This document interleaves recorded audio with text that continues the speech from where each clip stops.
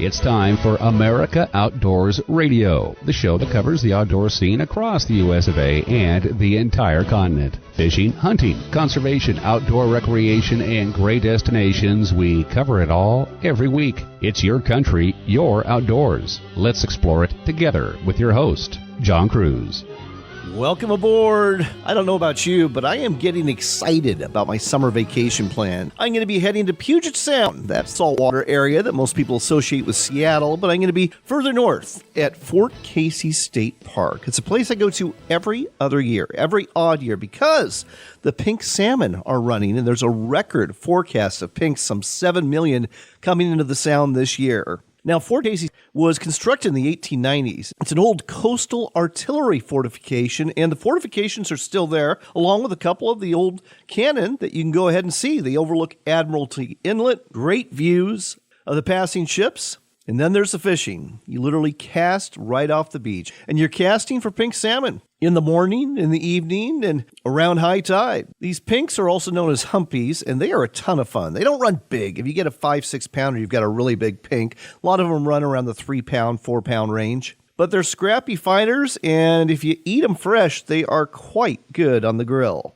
Now, I'm going to be camping there at Fort Casey State Park, and it's right on the water. I mean, we literally have the best campsite. We rented an RV. It's going to be all set up for us. It's pet-friendly, so we're bringing the dogs. And when we're not fishing or hiking and taking in the views from the fort and the lighthouse, we'll be crabbing because there's a ferry terminal there. And, of course, they had to dig a pretty big bay for the ferry to come and go. And there's a Washington State boat launch that's located on the far side of that ferry terminal. And we'll drop crab rings down there, and we'll catch Dungeness and red rock crab, and with any luck, we'll be having a crab boil. If we can't crab there, we'll literally crab right off the beach with crab snares. Also best around high tide, but you can catch crabs all day long. Not all of them are keepers, but it's always a lot of fun to see what you're going to haul in. Ah yes, 3-4 days at the beach sounds like paradise to me. This week on the show, we've got some great guests for you. In just a minute, you're going to hear from Jill Pritchard with the Missouri Department of Conservation. She's going to tell you all about the 3rd Annual Governor's Mentored Deer Hunt. The application period is open, and the hunt's taking place October 10th through the 12th. If you've never harvested a deer before, this is the hunt for you. After we talk to Jill in Missouri, we're heading to Arkansas. That's where you're going to find Keith Sutton. He wrote an article for Crappie Now. It's all about the best states for slab crappie. If you're after a 2.5, 3-pound crappie, Keith's going to tell you the states you should go to and some specific lakes you should visit while you're there. Our next guest is also from Arkansas. That would be my old friend Bryan Hendricks. He's the longtime outdoors columnist for the Arkansas Democrat-Gazette in Little Rock and the author of a book you really should check out, St. Thomas Cathedral. We'll be catching up with Bryan and talking about dove hunting in the natural state, because that's coming up pretty quick. Our final guest of the day, that would be Dan Compton. You know the phrase, everything old becomes new again. Well, that also applies to some new shot shells from Federal. They came out with some 12-gauge paper shot shells. You remember those. Back in the day, 50, 60 years ago, they had the wax on the paper. Well, they are back. And Federal is actually rolling out some new 20-gauge gold paper shot shells as well. Are there advantages to using paper shot shells? Apparently there are, and Daniel will tell you more about them.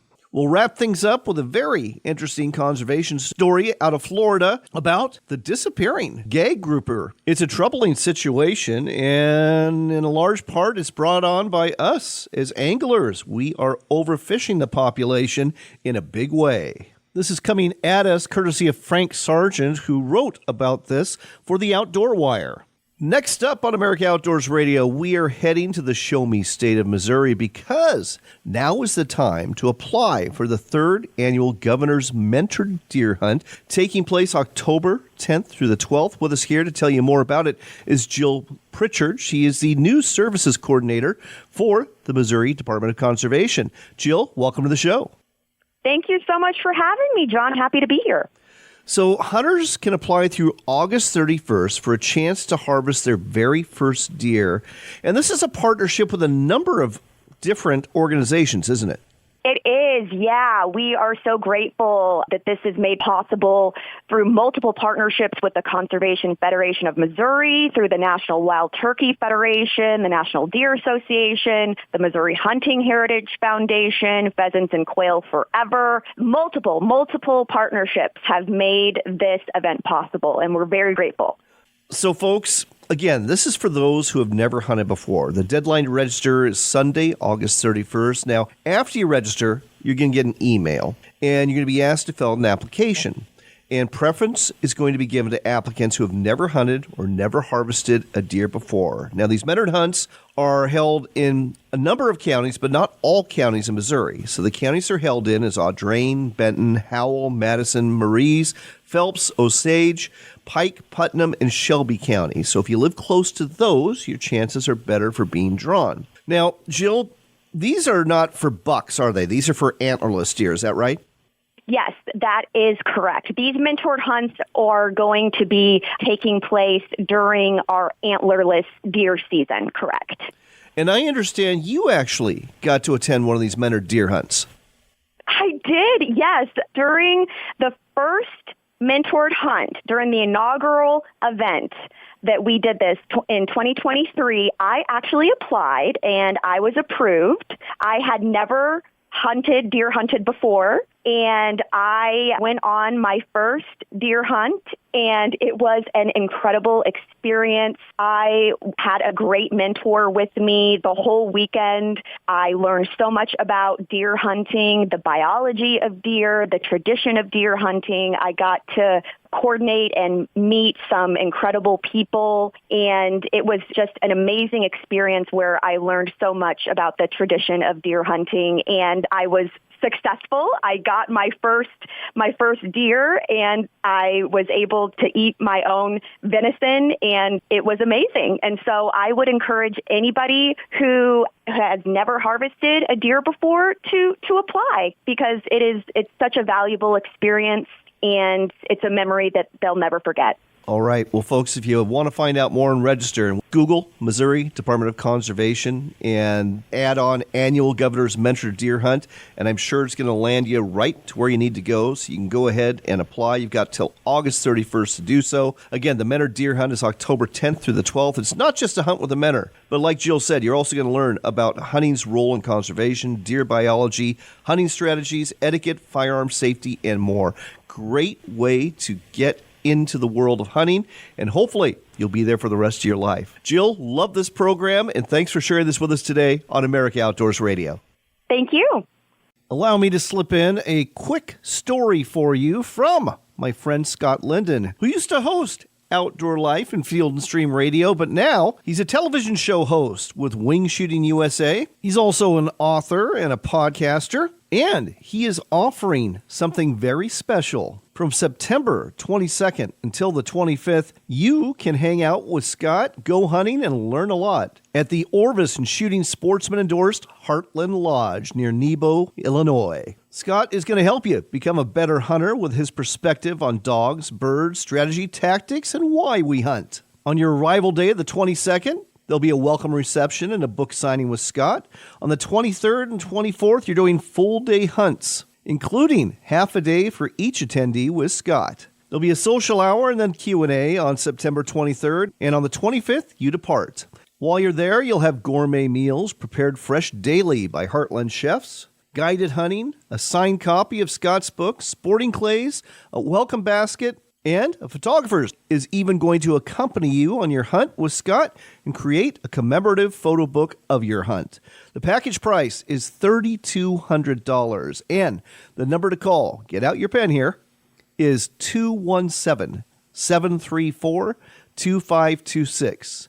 That's 217-734-2526. Again, if you want to go hunting with Scott Linden, the man behind Wing Shooting USA at the Heartland Lodge in Illinois, the number to call is 217-734-2526.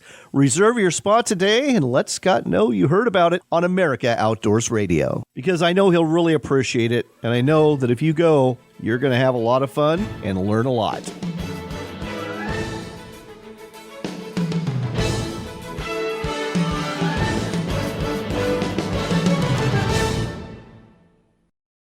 When you buy a sharpener from WorkSharp, you aren't purchasing a product, you're making a very good long-term investment. Whether you're buying a knife sharpener for the field, a knife and tool sharpener for the shop, or have a knife sharpener on the kitchen counter, you'll find they are durable and will do the job of sharpening your knives and tools for years to come. Make sharp happen with WorkSharp at a sporting goods store near you and at WorkSharpTools.com.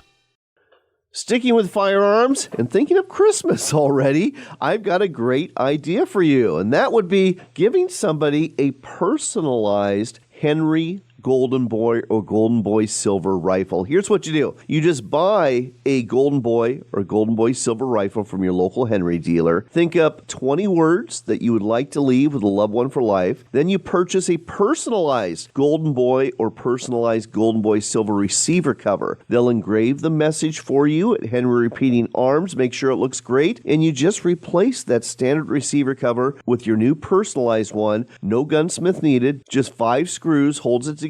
Box that rifle back up, wrap it for Christmas, and wait for Christmas morning to give somebody a very special gift they will remember the rest of their life. Find out more at henryusa.com. That's henryusa.com. Purchase the best Christmas gift ever today. Explore the Dalles, the hub where discovery and history come together. Whether the Northwest is your home or you're on an adventure, the Dalles welcomes you. Just 80 miles east of Portland is the perfect year-round escape with a community that cares about you. 300 days of sun, breathtaking outdoor recreation, and a downtown full of the unexpected. Oh, and the rich history that began before the Oregon Trail. Start planning at explorethedalles.com.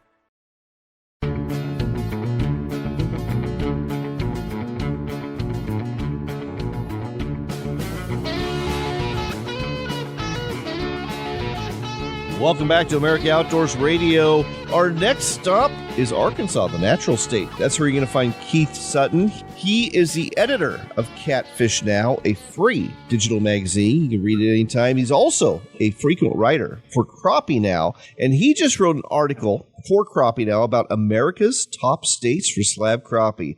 He's got 10 of them. We've got time to go through 6. Keith, welcome back to the show. I'm always glad to be here, John. Thanks for having me. Well, it is always a pleasure to have somebody of your stature here with us. Let's start off with the number 6 state. That would be Tennessee. Why is this such a great state for big crappie? Oh, I love fishing in Tennessee. It's got some really nice lakes full of big slabs.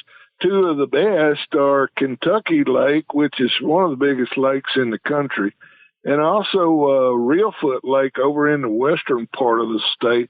That's an old earthquake-formed lake that has really gotten better and better in recent years. But there's a lot of places in Tennessee, Dale Holla, Chickamauga, Barkley, all those lakes. And it's just a great place to visit, too. They got a lot of good things to do if you enjoy the tourism aspect. So Tennessee's right up there on number 6. Number 5 is Texas, the Lone Star State, where, as you write, everything's bigger in Texas, and that includes the crappie. That's right. There's a lot of good crappie fishing all over the Lone Star State. Some of the best places, although it's hard to narrow down the best places in a lot of these states because there are so many good places, but 3 of them that I picked for this article are Lake Fork, Sam Rayburn, and Palestine Lake. They're all really good and have good management programs by Texas Parks and Wildlife, and they got big crappie in them. You know, I'm familiar with Lake Fork and Sam Rayburn because they're also really good bass lakes, and I know Bassmaster and Major League Fishing heads out there, but Palestine Lake, I'm not familiar with that one. Yeah, that lake is about 15 miles southwest of Tyler, over in the eastern part of the state, not too far from my home state of Arkansas, actually. 25,000 acres about, a really good lake. And I always like to throw in a dark horse like that, maybe a lot of people don't know about, and give them an opportunity to give it a try. Number 3, your home state of Arkansas, the natural state.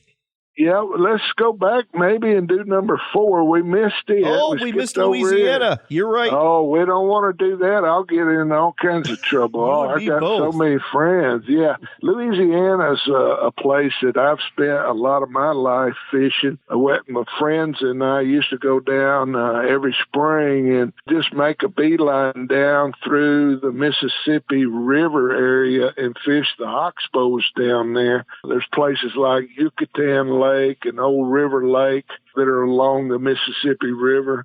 And then there's other great lakes down there too, like Toledo Bend, which a lot of people know about over on the Louisiana-Texas line. And then lakes like Darbonne and Caddo. Louisiana's just full of great crappie waters.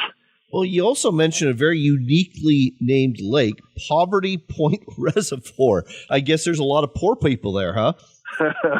Poverty Point's actually a big archaeological area where Native Americans lived, and that's where it gets its name, Poverty Point. It had something to do with a locale where there was a lot of artifacts found over the years. I'm not sure exactly the origin of that name, but it's another one of those dark horse waters that a lot of people don't know about, but it's really good for producing really big fish, up to 3 pounds and better. Wow, that's impressive. All right. Now let's go to number 3, Arkansas, the natural state. Yeah, I got to include Arkansas in here. We got a lot of crappie anglers in our state.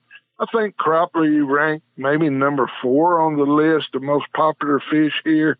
And again, we've got just scores of good waters. A lot of our big Corps of Engineer lakes are the best lakes. Nimrod, Dardanelle, Greason, Millwood, all of those are super Corps of Engineer lakes to fish. They're big and it takes a while to learn some of them, but if you're an experienced crappie angler, you can go to any of those waters and start fishing when you first visit. I added another dark horse lake here, Blue Mountain Lake, over close to the highest point in our state, over in the Ouachita Mountains, Mount Magazine. And it's really producing some big catches of heavyweight fish recently. All right, number 2, Alabama. We actually just talked to Pam Swanner with Black Belt Adventures on this show, but I understand it's a great place to go for crappie as well. Yeah, I've been over there several times in the last couple of years doing work trips over there and had a chance to do some crappie fishing over there. One of the places I didn't know about that's really, really good is the Alabama River, which flows through the eastern side, kind of the central part of the state. A lot of big lakes over there that are good too. Eufaula, Pickwick, both of those are good. And then Keene Overlook Weiss Lake, that's nicknamed the crappie capital of the world. A lot of good guides over there people can fish with, and it's producing lots of 2 to 3 pound fish for anglers who visit. Impressive, really impressive. All right, let's go to number 1. That would be the state of Mississippi. Why did it earn the top spot? I don't think many avid crappie anglers would argue with my pick there. Folks are going to Mississippi in droves hoping to catch a 3 pound fish. That's kind of a goal for a lot of crappie anglers. If they could catch a 3 pound crappie, they'd want to hang it on the wall. And so they're going where there are a lot of those. Number 1 would be Grenada Lake in Mississippi, which is south of Memphis. And there's a couple of other lakes over there too, Enid and Sardis, that also produce big, big fish year round. And they've just got a lot of traffic from people all over the country going there to visit. And if you look at social media for those areas, people over there are really catching a lot of huge fish. I think we're going to see with the advent of forward-facing sonar, which a lot of people are using to pinpoint their fish before they catch it. Mississippi's kind of out in the forefront of crappie management. And it looks like they might cut back on their limits to limit how many of those big fish are being caught. Maybe a good idea. A lot of people think so because there's so many people using that type of equipment now. And we want to be sure we protect the resource regardless. So I think Mississippi's at the forefront of that. They know what they're doing, and it's a great state to visit. There you go. Folks, if you want to find out all of the top 10 states for slab crappie, just go to crappienow.com. That's crappienow.com. Absolutely free and on-demand digital magazine that covers crappie like nobody else. Keith, thanks for sharing this with us today on America Outdoors Radio. Always glad to visit with you, John. Thank you very much.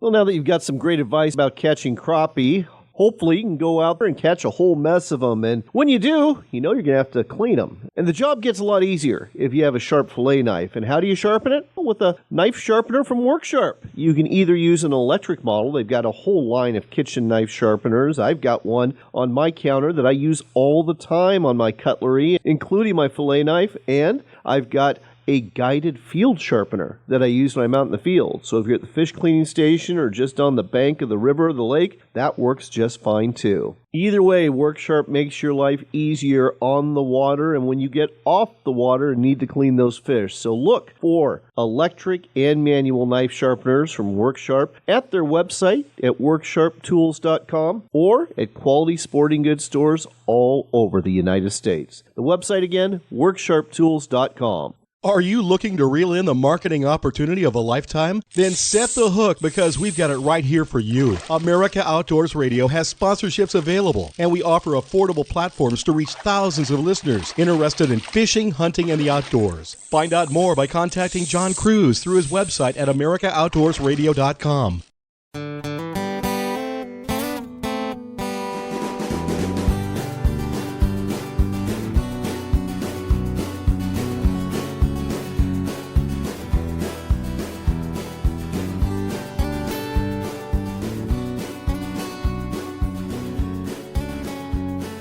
You're back in with America Outdoors Radio. Our next stop is Little Rock, Arkansas. That is the home of our affiliate KARN, and it is also the place where Bryan Hendricks lives, and he is a longtime outdoors columnist for the Arkansas Democrat-Gazette. Bryan, it's great to have you back on the air again. It's always good to talk to you, Mr. Kruse.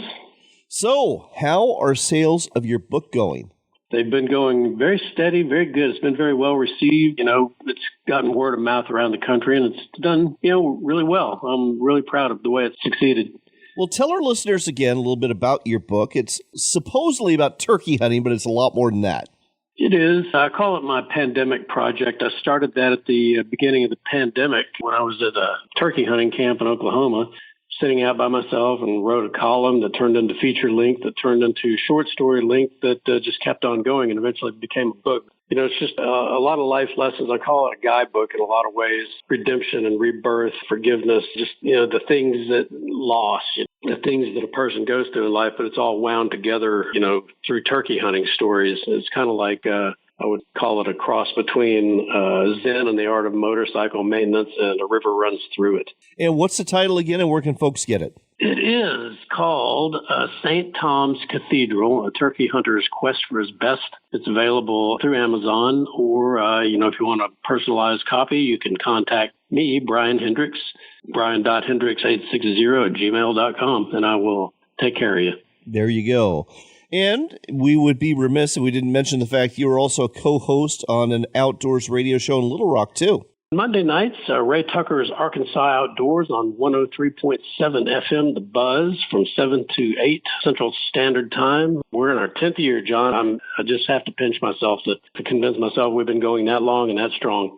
Absolutely love it. The more outdoors radio out there, the better. So this is great. Let's talk a little bit about dove hunting. Now, where I live in Washington State, it's opening up September 1st. Is that also opening day in Arkansas? September 6th in Arkansas. They open it the first Saturday after, I got to go back. I'm not really sure what their reasoning is, but it's September 6th and goes into December, I believe.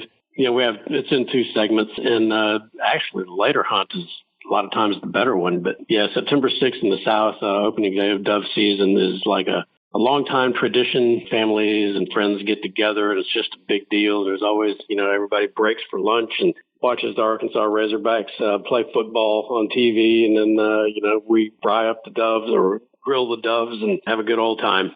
Oh, I love that. That's a bit different than what we have here in the Northwest, because we open up again September 1st, and it's good until the first frost. And when that first frost comes, all the dove head south, and they're pretty much gone. And the season's open until October 15th, but generally speaking, it's the first week or two that's good, and then it's not. Yeah, and in Arkansas, we tend to have a different kind of thing where, crops are being harvested and doves are everywhere. And then we always have a cold front blow through right before opening day. It brings some rain and some wind. The temperatures drop, and the doves for about the last decade or so have left us. But we had a good shoot last year in the Arkansas River Valley. It was really nice. So, it's just hit and miss. There was the one dove hunt a couple of years ago where nothing was going on. It was blistering hot. And wind was still, and, all of a sudden the grass starts waving, and started feeling kind of woozy and disoriented, and it lasted 12, 13 seconds, and the field got real quiet, John. And nobody said a word. We broke for lunch, went to have some barbecue under the equipment shed, and one of the guys says, "Hey, did y'all feel that earthquake this morning?" He's like, "Is that what that was?" Oh, everybody started chatting again. We all got happy, but we all thought, man, something's wrong. We all felt like we were coming down with food poisoning or something. So one thing that's kind of different in Arkansas is that the Arkansas Game and Fish Commission has a private land permit, and the application period is going through August 15th. Tell us a little bit about this.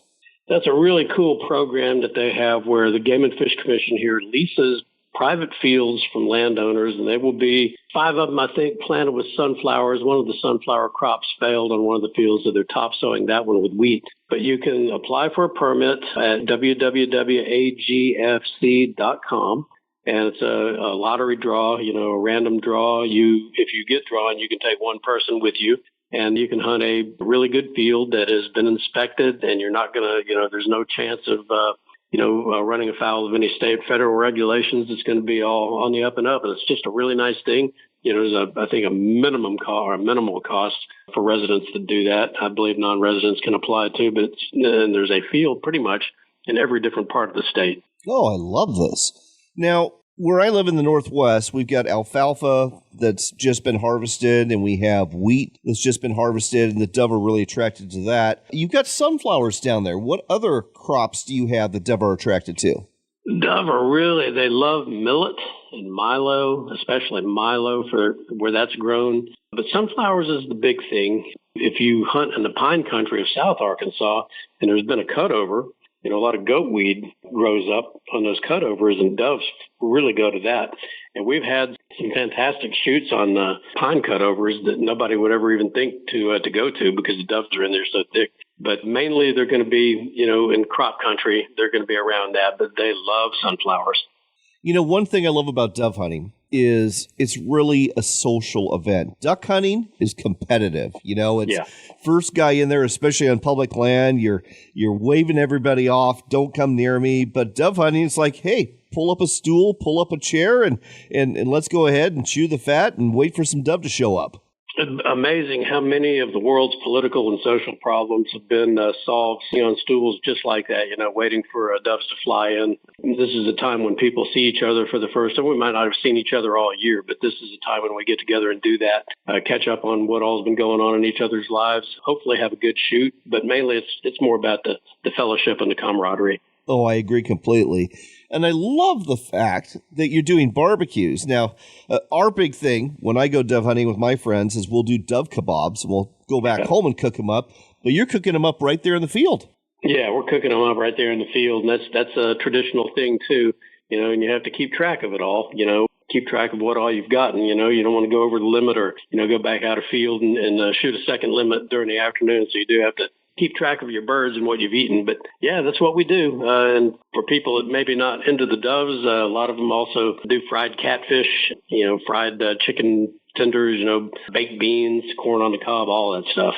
Oh, my gosh. I need to come down to Arkansas for dove season. Yeah, you need to. You need to. I've got a place for you. Well, on that note, we're going to hang it up, except for one other thing. I understand you actually have managed some dove fields yourself in wildlife management areas.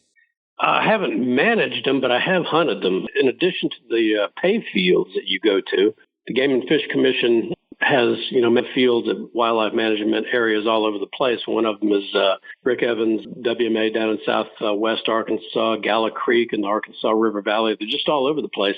And there will be, sunflower fields or wheat fields on those, and you can go hunt them. They're very heavily hunted, usually the first weekend, and a lot of times the doves get shot out, but they eventually start filtering back in after everybody's left. And, it's a good place to meet people and have a good time, and a great place to experience sights and sounds that you won't see anywhere else.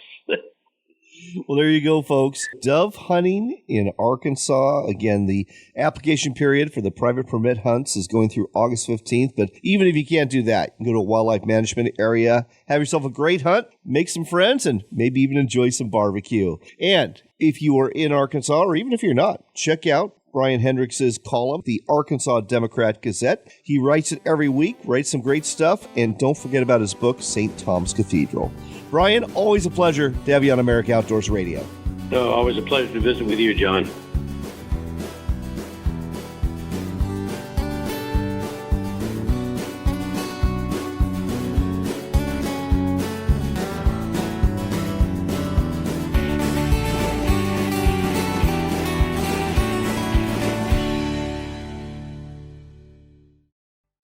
Planning to head outdoors today?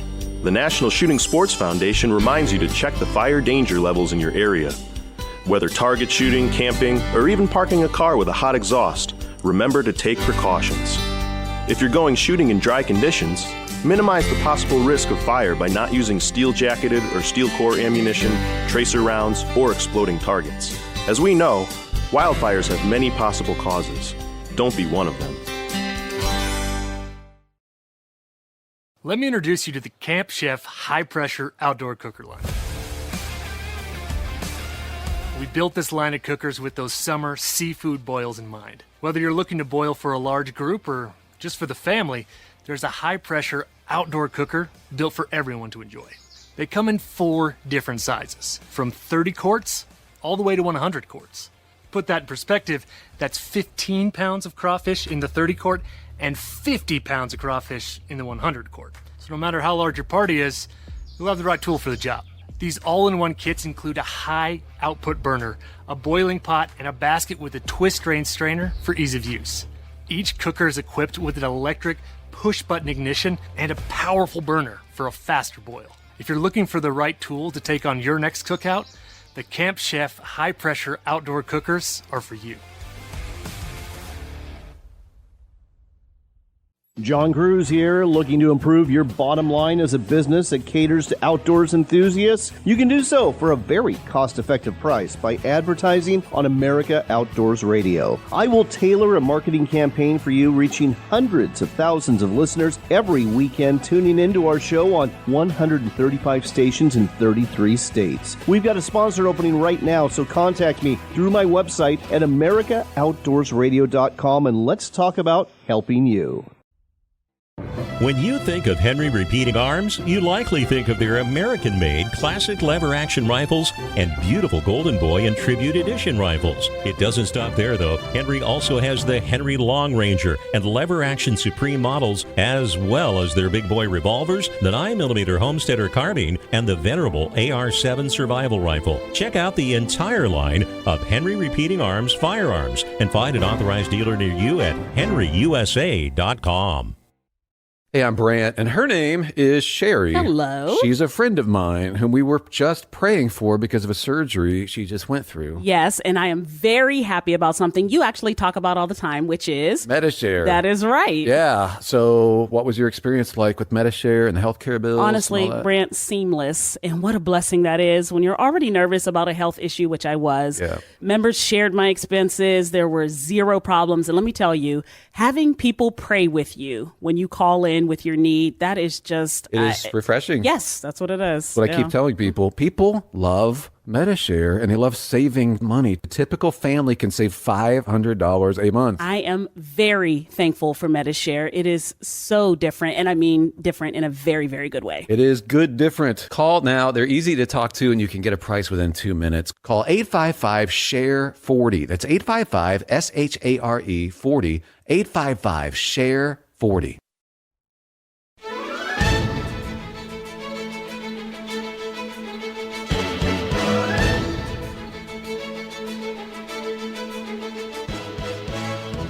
You're back in with America Outdoors Radio. I'm John Kruse. You know, we've been talking hunting, we've been talking fishing. Now let's talk ammo, because Federal, longtime maker of ammunition, especially shotgun shells, they have come out with a new 20-gauge gold medal paper shot shells that are shipping to stores all across the nation right now. With us here to tell you more is Dan Compton with Federal Ammunition Group. Dan, welcome to the show.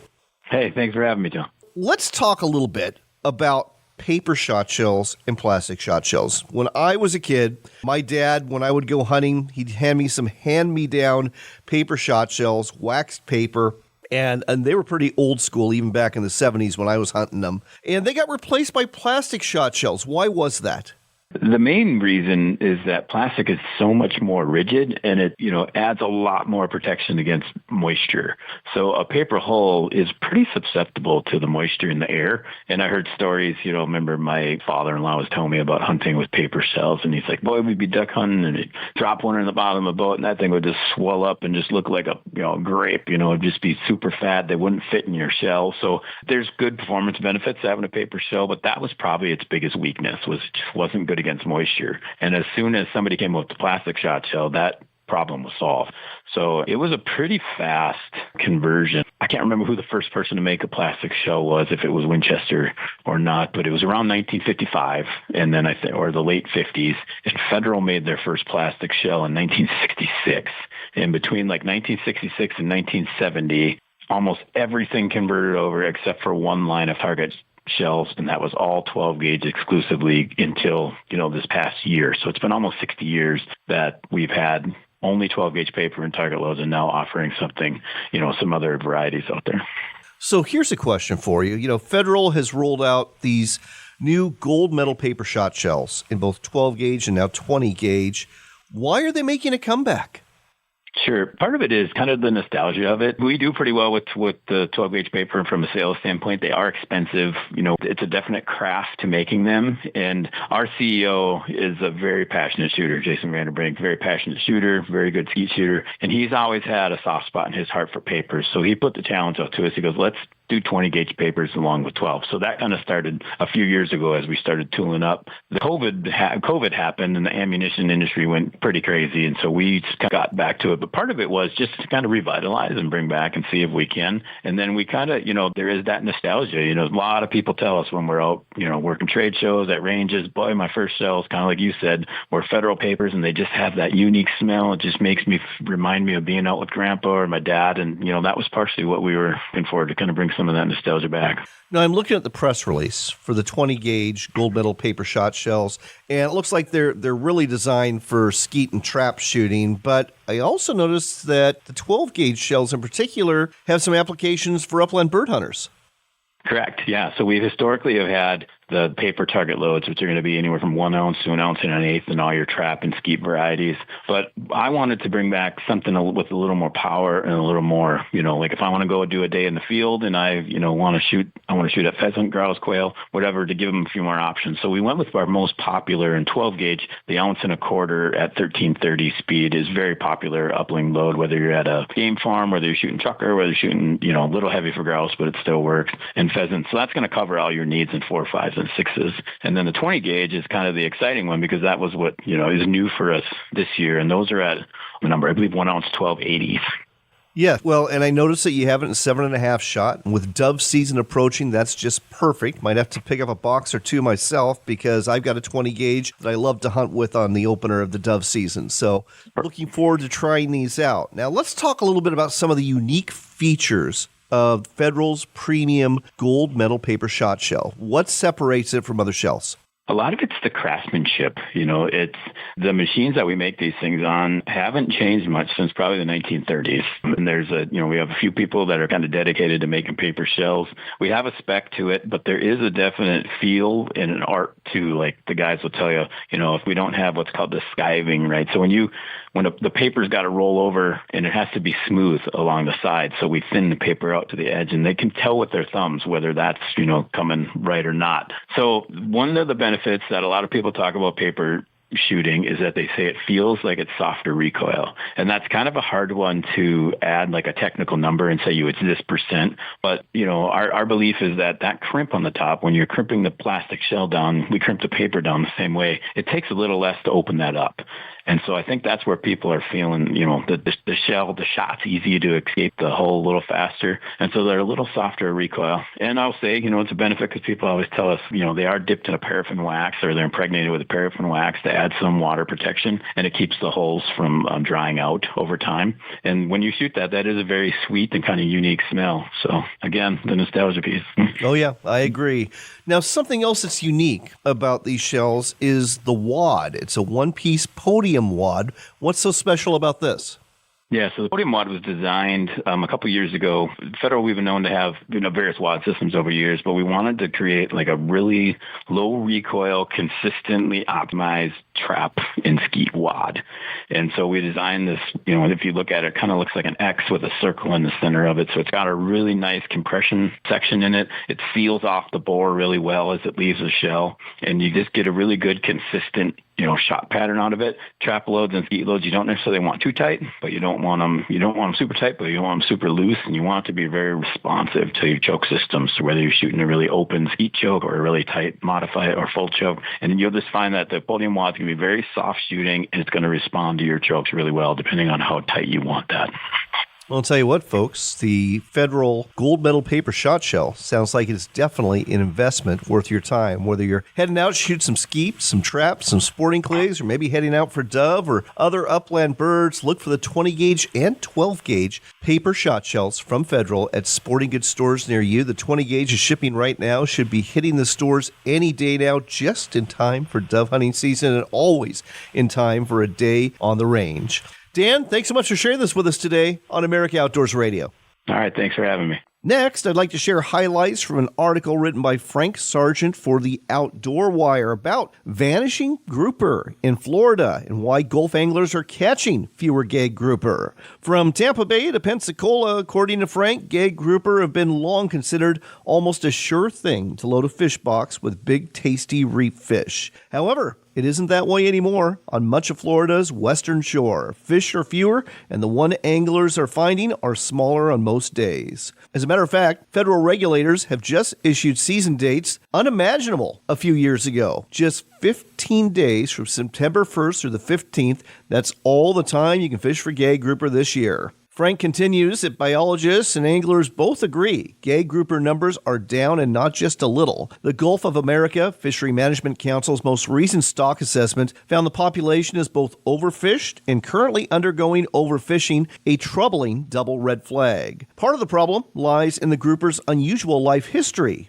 Gag grouper begin life as a female, and only some switch to male after a decade or more of growth. The big males are crucial to successful spawning. However, because anglers naturally target the largest fish, those future breeders are often the first to disappear. Today, surveys suggest that less than 2% of the population is male, leaving the stock with a dangerously thin reproductive base. When you add in heavy fishing pressure on spawning aggregations, dense winter and spring gatherings where the fish are easiest to catch, the odds of recovery shrink even further. On top of this, we've got red tide outbreaks that have killed thousands of gag grouper in recent decades, particularly along Florida's central Gulf Coast. In some years, scientists estimate that as much as 20% of the stock had been wiped out in a single event. And then there's fishing technology. Used to be, you would go out and find a school of gag grouper and you would try to anchor up current and hopefully get close to where you need to be so you can target those fish. Well, thanks to spot lock trolling motors,